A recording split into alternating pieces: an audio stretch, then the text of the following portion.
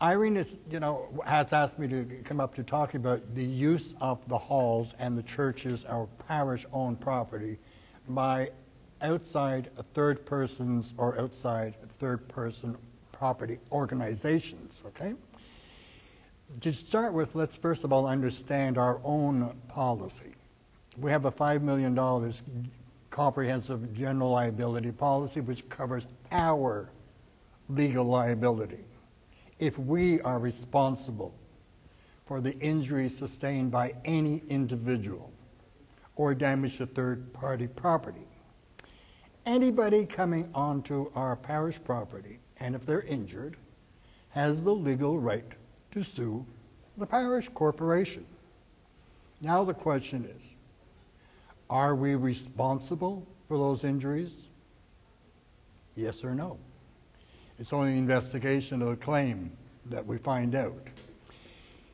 If we are responsible, yes, then we pay for the injuries and we pay the award. Okay? And if we're not responsible, then we can't be held responsible. It's quite simple.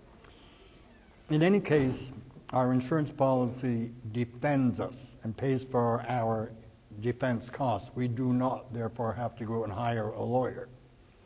And jokingly, I say to people when they look at their insurance premium under liability and if it's $700, and they think, well, gee, that's a lot of money for our liability. Well, it's not only our bodily injury and property damage, it's our counseling, it's our this, our that, and if you had to go and hire a lawyer, how much would they charge an hour? Last time I contacted my lawyer, I got a bill from him for $350 an hour. Right? He still didn't solve my problem, but I had to pay him. Okay? So even in the event that we are sued and you have to, if you didn't have insurance, you would have to hire a lawyer, and that's $300 an hour, and it's going to take more than X number of hours. Even if you're held responsible, the lawyer doesn't pay the award, we do. So don't knock your premium on the insurance liability. What I want to do now is, Irene's asked me if I could stall this until 12. So I'm not sure how I'm going to do that other than perhaps talk very, very slowly. Oh, okay. What does that mean? Anyhow, as I said at the beginning, our liability policy is to protect our liabilities, our negligence, not anybody else's. Okay? Our policy is written for us, not Joe Blow, not whatever organization. So when these people are coming in to use our property, okay, which is perfectly legitimate, there are three things as far as the insurance policy is concerned, is that we want them to prove to us that they have their own liability insurance policy. Now that necessarily will not work all the times in the cases of an individual coming to you, and also depends so much on really what the use of the hall is going to be. When we, as a religious organization, people use our halls and our churches for a service, a wedding, a funeral, a baptism. Those are four main elements, in my opinion, that we use a church property for.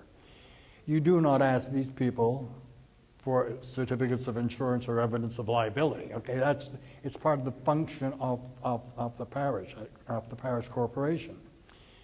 They might go on to go in then to use the hall and rent the hall and use the hall for a small bank. No, normally on funerals and baptisms, that's not much of an issue.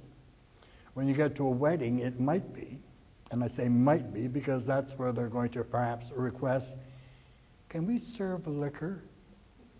Right? I mean, that's nothing wrong with that. Ask the question, and then it's up to the parish corporation to say, yes, you can, or no, you can't.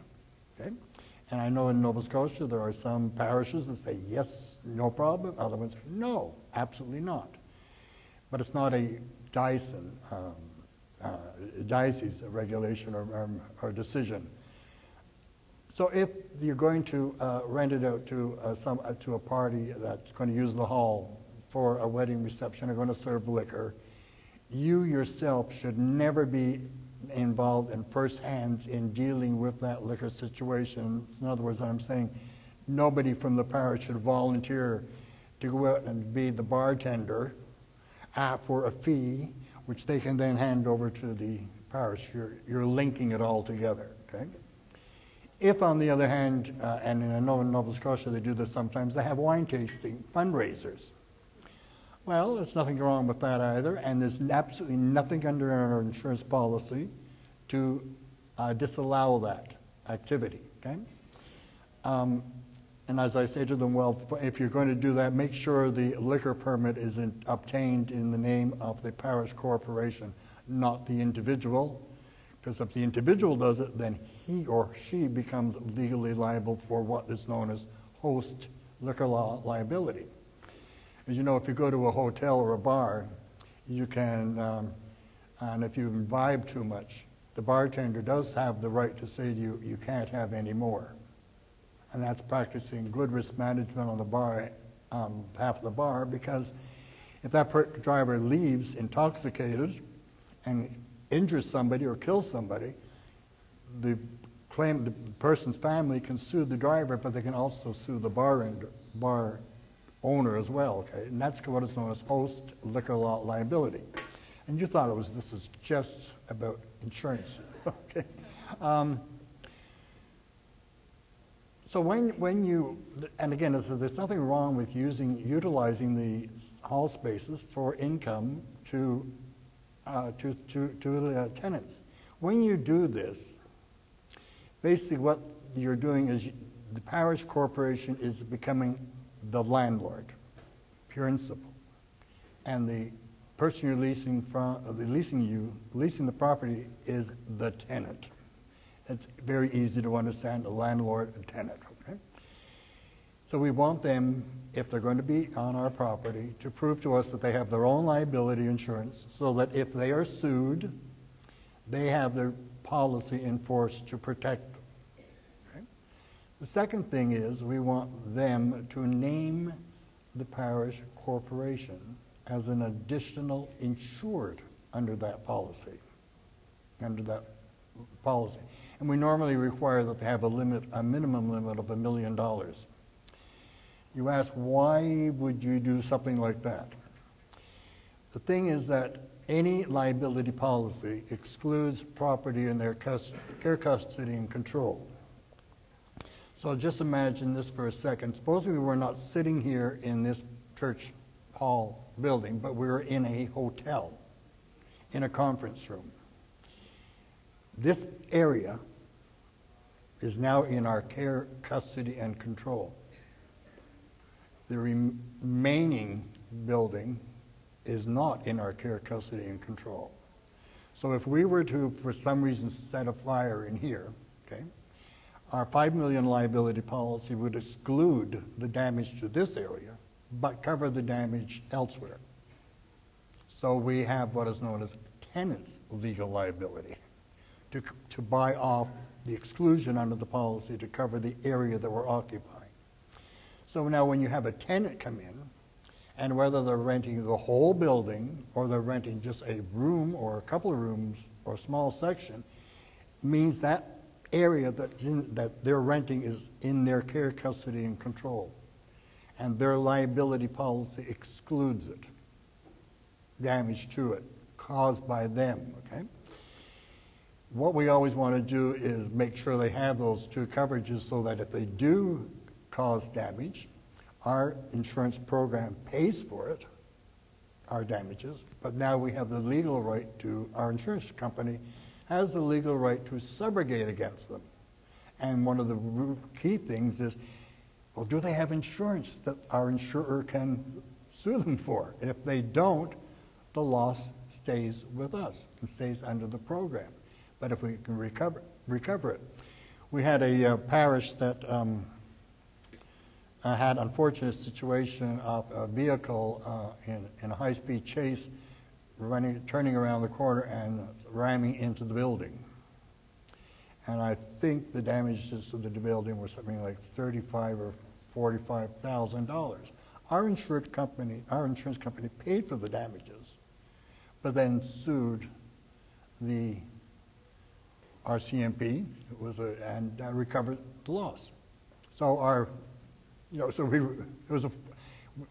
everybody won in the sense that the parish got their values, the repairs done, and we were able to knock the loss off our loss ratio.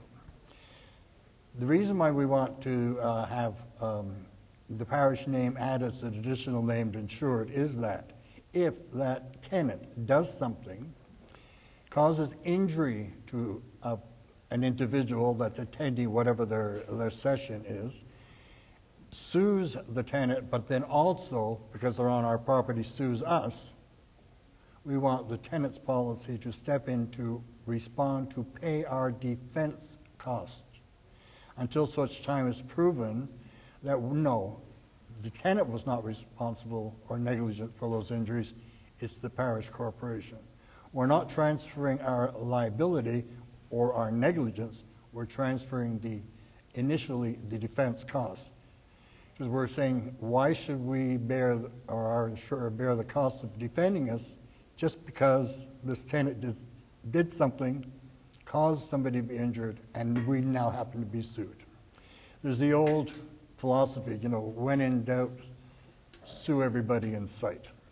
Okay? So we're trying to just keep our insurance program premiums down by taking these preventive actions. Okay?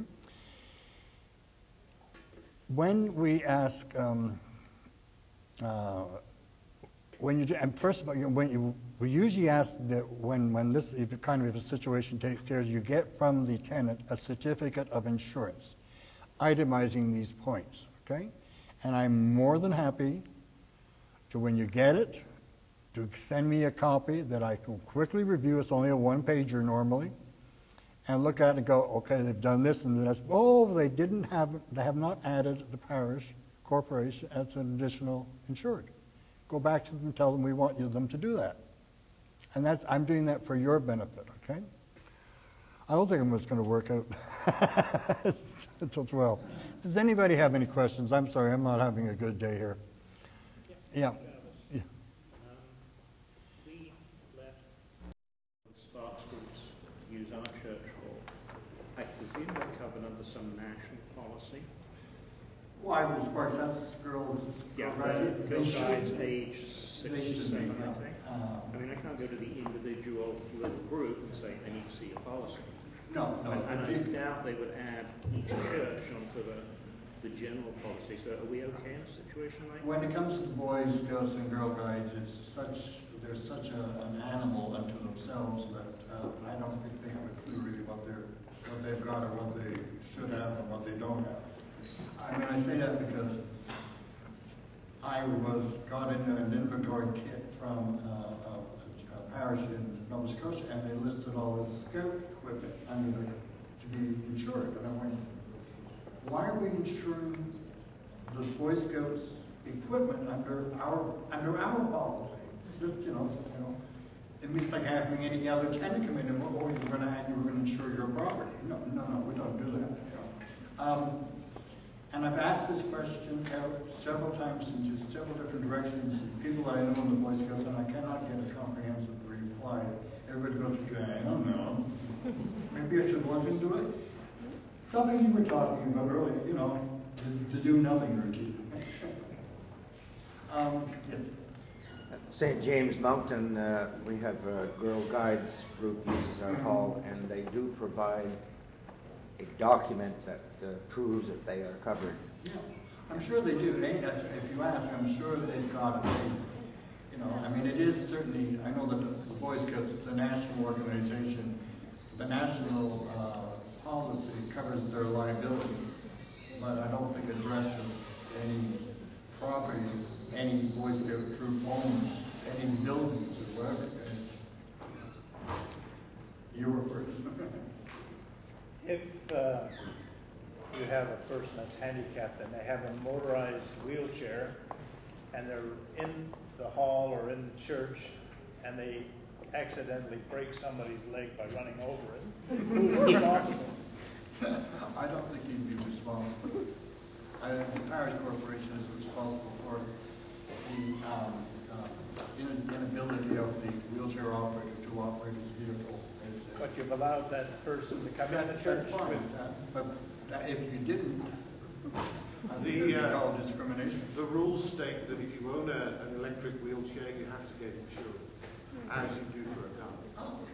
So And they should be covered under the law. the individual is responsible to ensure their motorized wheelchair. Now, a lot of people don't, and a lot of people don't know that, but that's actually it's just like I have to get car insurance to drive my car. She'll have to bear that in mind when I get my wheelchair. First of all, I think they would go to their own personal residence insurance for that kind of coverage. But as David said, most of them don't. So who's responsible? Well, I think a lawyer would tell you perhaps saying ignorance of the law is no excuse. Okay? Now, in that event, if the parish was sued, our insurance company would step in and defend us and would settle the claim. And either by saying you don't have a leg to stand on. I just said, oh my God, I'll let it go. So if we were proven negligent, our liability policy is not an accident benefit policy. It's a legal liability